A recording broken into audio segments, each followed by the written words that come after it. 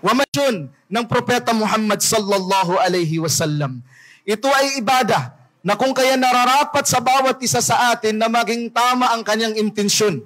Na ang intensyon niya sa pagdating dito, hindi para gawin ng isang tradisyon, hindi upang isa katuparan ng kultura na meron tayo sa bawat tribo, na meron tayo, kundi ito ay upang isagawa ang utos ng Allah subhanahu wa ta'ala at maging witness tayo sa isang gawaing pagsamba kay Allah subhanahu wa ta'ala.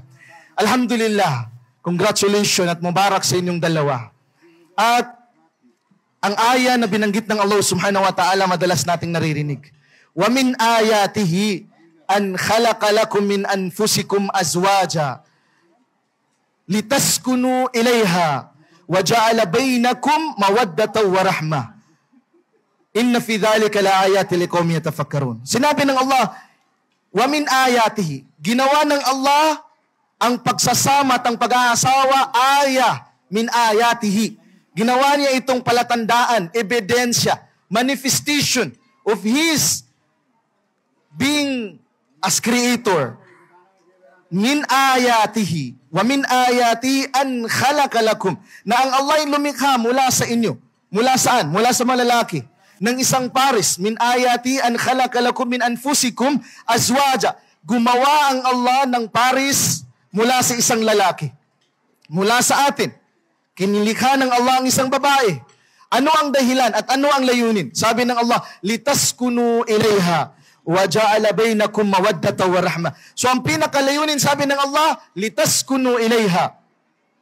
Nang sa gayon mahanap mo ang sakina sa kanya. At dito ay susi ng isang masayang pagsasama. Ito ang susi ng masayang pagsasama ng mag-asawa. Ano ang sinabi ng Allah na dapat hagilapin ng isang tao, ng dalawang mag-asawa? Hanapin nila sa kanilang relasyon ng sakina. Kailangan nilang ma-establish sa kanilang family, sa kanilang married life, ang tinatawag na sakina. At ano ang sakina? Ito ay ang pagkakaroon ng kapanatagan sa pagitan ninyong dalawa. Na ang lalaki maging kapanatagan sa babae at ang babae ay magdulot ng kapanatagan sa lalaki. Ito ang pinakasusi tungo sa isang magandang pagsasama. Ito ang pinakasusi tungo sa magandang pamilya. Ang mahanap ang tinatawag nating sakina. At kapag nahanap ang sakina, itong sinabi ng Allah, pagkatapos banggitin niya ang tungkol sa litaskunu ilayha, sa kanya binanggit, wa ja'ala bainakum mawaddatan wa rahma. Ibig sabihin, hindi mo makakamit ang tunay na pagmamahal at ang tunay na awa sa pagitan ninyong dalawa, maliban na lamang na makamit at ma-establish ninyo sa inyong relasyon ang tinatawag na sakina. Ang sakina, kapag ito ay mayroon sa dalawang magkasama o dalawang mag-asawa, nandoon ang baraka. Doon dumarami ang baraka. Doon nagbibigay ng kabutihan sa pagsasama. At kabilang sa pinakadaan, tungo sa pagkakaroon ng isang sakina ay ang pagkakaroon ng respeto. Respeto ng lalaki sa babae at respeto lalong-lalo na ng babae sa lalaki.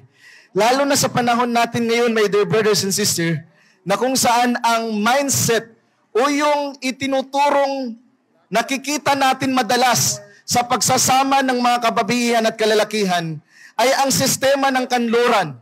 Yung paraan at sistema ng hindi maka-Islam na pamamaraan.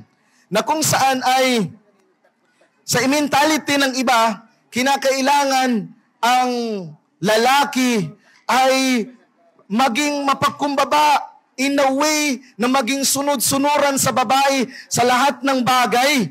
Na kung saan parang ang lalaki ay dapat ay mayroon siyang pag-iingat na ng sobra sa kung ano ang masasabi ng kanyang wife sa kanya. Ngunit, pinaka-importante sa lahat ay nakakaligtaan at hindi na ipoportray ng ating society ay yung pagbibigay ng importansya ng babae sa pagrespeto niya sa lalaki. Bakit mas mahalaga ang pagrespeto ng babae sa lalaki? Bakit mas mahalaga? Kasi sa pamamagitan ng pagrespeto ng babae sa lalaki, mas doon umuunlad ang mabuting pagmamahal at pagturing ng isang lalaki doon sa isang babae. Because if women needs love and affection, men love and needs respect. ito ang pinaka-importante. Kailangan ng lalaki ng respeto. Ang lalaki, kapag nirespeto ng babae, binigyan dangal ng babae, mas lalong napapamahal ang lalaki sa kanya. Bakit? Kasi sa pamamagitan ng pagrespeto ng babae sa lalaki, parang tinuturuan ng babae ang lalaki, mahalin mo ako lalo. Mas mahalin mo pa ako lalo. At hindi ito pag-utos ng pagsalita, kundi ito ay pag-utos sa pamamagitan ng pagturing.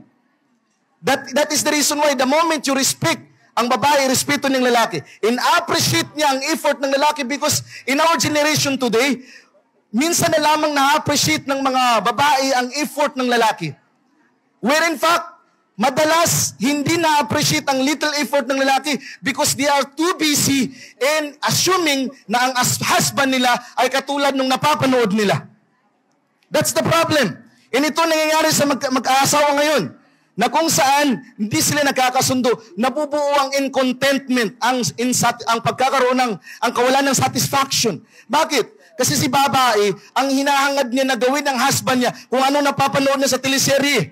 So that's why kapag dumating si husband, walang dalang bulaklak, o di kaya kapag dumating si husband, walang dalang tsokolate sa kanya, ay nagiging parang issue madalas, at hindi naiwasan minsan nagiging reklamo ng ibang mga kababaihan sa kanilang mga asawa na ang husband ko hindi sweet, ang husband ko hindi na nagdala sa akin ng bulaklak, ang husband ko hindi na nagdala sa akin ng regalo. Why? Because we are expecting our husband to be how those actors ang ginagawa nila sa mga drama. Where in fact, yung napapanood natin doon sa mga movie and doon sa mga teleserye are actually imagination of the writers that they themselves hindi nangyari sa kanila. But this is something na ginawa as the writers do. Gusto nilang ganito ang makita ng mga tao. And this is, we have to understand. We have to understand. We have to appreciate our husband. We have to appreciate every little good things na ginagawa ng ating mga husband.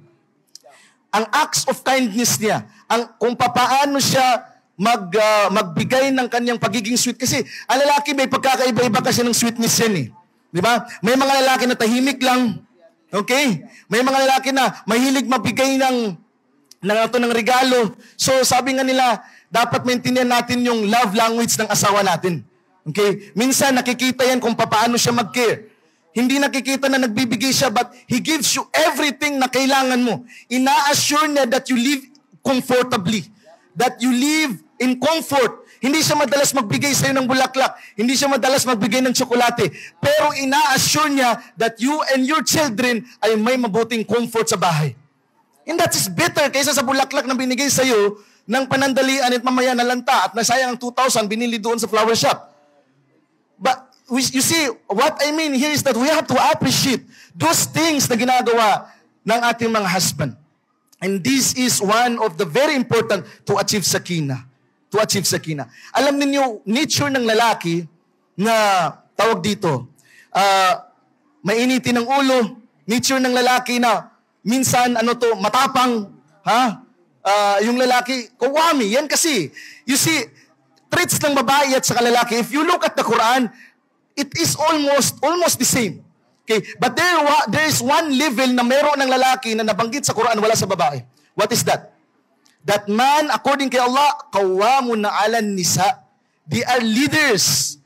They are leaders of the family. They are leaders over the women. So, ang lalaki, nandoon talaga yung nature niya na pagiging, kasi siya yung disciplinarian eh. Siya yung nagsasalita, siya yung nagli-lead.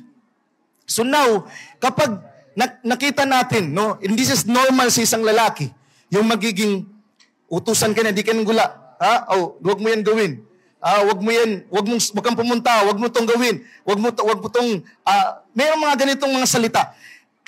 Hindi ito nagiging controlling sa iyo in a way na negatively, no? Hindi. But ito ang pagiging lalaki. He is the leader. He is the leader.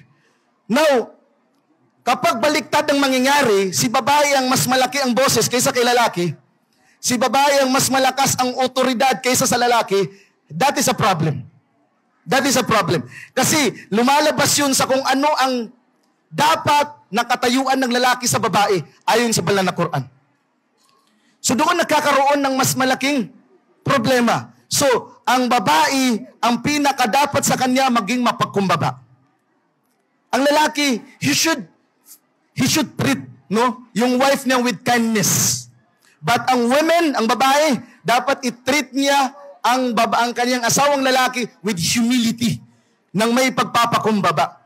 Kasi nandoon ang tunay na pagmamahal. Kasi, pwede mong sabihin na mahal mong isang tao eh. Pero, ang pagrespeto iba. No? So, ang pinakamalaking palatandaan ng pagkakaroon ng respeto, yung humility ng babae sa lalaki. And that is why, sabi ng propeta sallallahu alaihi wasallam, once si Sa'ad bin Mu'adh, Mu'adh bin Jabal. Si Mu'adh bin Jabal, dumating kay propeta sallallahu alaihi wasallam. Nagsujud siya kay propeta. Sabi ni propeta, mahada ya Mu'adh. Sabi niya, pumunta ako ikan niya sa Sham, fawafaktuhum yasjuduna li abarikatihim. Sila ay nagsusujud sa mga leaders nila. So, sabi niya, wadidtu an naf'ala dhalika